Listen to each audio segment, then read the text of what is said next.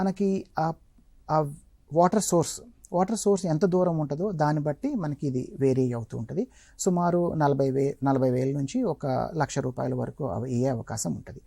దీని ద్వారా మనకి ఇంత ఖర్చు పెట్టుకున్నాం కదా, నెక్స్ట్ క్వశ్చన్ ఏమొస్తుంది ఏ రైతు కన్నా, ఎప్పుడు మనకి అంత ఖర్చు పెట్టుకున్నట్టుగా మనకి లాభాలు ఎప్పుడు వస్తాయి?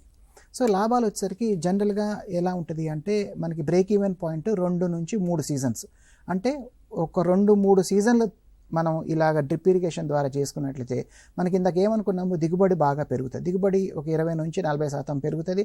అలాగే పోషకాల యాజమాన్యం, పోషకాలు అయ్యే ఖర్చు కూడా మనకి 20% నుంచి 30% వరకు తగ్గుతుంది.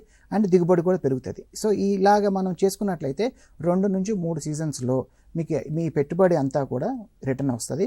అలాగే బెనిఫిట్ కాస్ట్ రేషియో అని ఒకటి ఉంటుంది. బెనిఫిట్ కాస్ట్ రేషియో కూడా 1.2 నుంచి 1.3 వరకు కూడా ఈ డ్రిప్ ఇరిగేషన్ అదే సూక్ష్మ నీటి పారుదల ద్వారా మనకి బెనిఫిట్ కాస్ట్ రేషియో ఉంటుంది. రిటర్న్ ఆన్ ఇన్వెస్ట్మెంట్ అంటాము. ఏదైతే మనకి ఖర్చు పెట్టామో ఒక అట్లీస్ట్ 2-3 సీజన్స్లో ఆ ఖర్చు అంతా కూడా మనకి వచ్చి అప్పటి నుంచి లాభాలు వచ్చే అవకాశం ఉంటుంది.